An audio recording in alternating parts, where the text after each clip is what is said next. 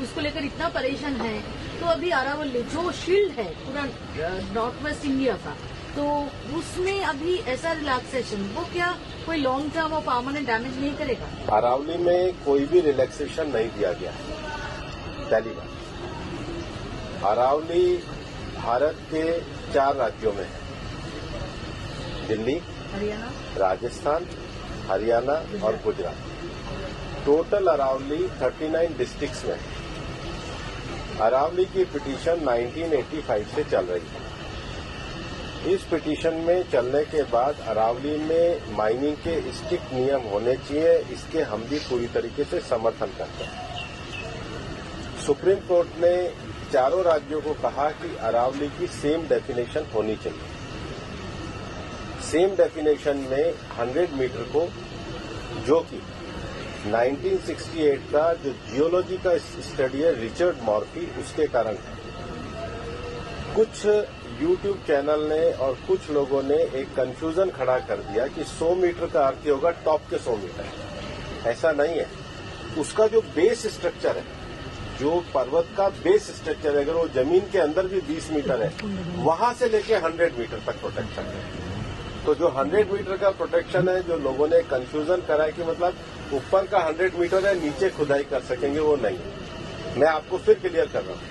100 metre का अर्थ है top 100 metre से बॉटम के अंदर तक जो उसका पूरा फैलाव है। पहाड़ी तो ऐसे होती है, तो उसका बॉटम तो बड़ा होता है, जहां तक उसका बॉटम जाएगा वहां से लेके 100 मीटर तक प्रोटेक्शन है। और अगर एक पहाड़ी और दूसरी पहाड़ी के बीच में 500 मीटर का गैप है, तो वो जमीन भी अरावली रेंज मानी जाएगी। इस डेफिनेशन के आने के बाद 90% से ज्यादा एरिया प्रोटेक्टेड एरिया में आ गया।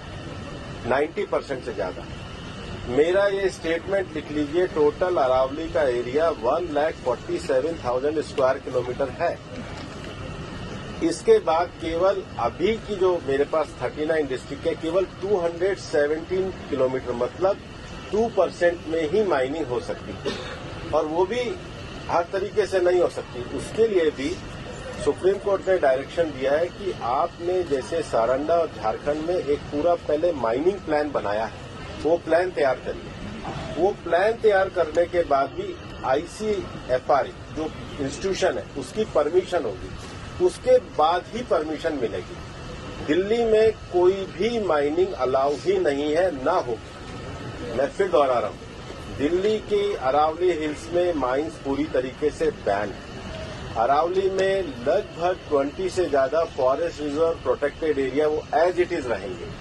तो reserve area, protected area, even 100 metre भी पहले क्या होता था, जो लोगों ने करा था कि टॉप को छोड़ के नीचे खुदाई करते थे, तो वो एक तरीके से उसके चारों तरफ करते थे। अब वो भी नहीं कर सकेंगे। तो मुझे लगता है सुप्रीम कोर्ट ने जो निर्णय दिया है, ministry of environment, survey of India, geological survey of India, और जियोलॉजिकल सर्वे ऑफ इंडिया में जो इंटरनेशनल स्टैंडर्ड है रिचर्ड मॉर्फी, उसको दिया। उसके बाद भी मामला सुप्रीम कोर्ट में है। हम पूरी तरीके से सहयोग करने के लिए तैयार हैं। पिछले 2 साल से लगातार स्वयं प्रधानमंत्री जी ने अरावली में वृक्षारोपण किया है। ये सरकार पिछले 1 साल से 2 साल से ग्रीन अरावली का मूवमेंट चला रही है। मैंने खुद ने पिछले दिनों उदयपुर में सारे डीएफओस की, मतलब चारों जिलों के 39 डीएफओ की मीटिंग करी है। हम हर डिस्ट्रिक्ट में अरावली की नेटिव स्पीशीज का एक नर्सरी लगा रहे हैं। हम ग्रीन अरावली के लिए प्रतिबद्ध हैं। ये एक झूठ फैलाया जा रहा है। और सबसे बड़ी बात है कि ये जो रिपोर्ट है, ये 2006 से राजस्थान में ऑलरेडी लागू है। इसमें कुछ भी एडिशन नहीं किया गया, बल्कि अरावली के टॉप से लेके और जमीन तक, मतलब जमीन से पूरा ऊपर 100 जो स्ट्रक्चर है, वो सारा प्रोटेक्टेड की श्रेणी में आता है।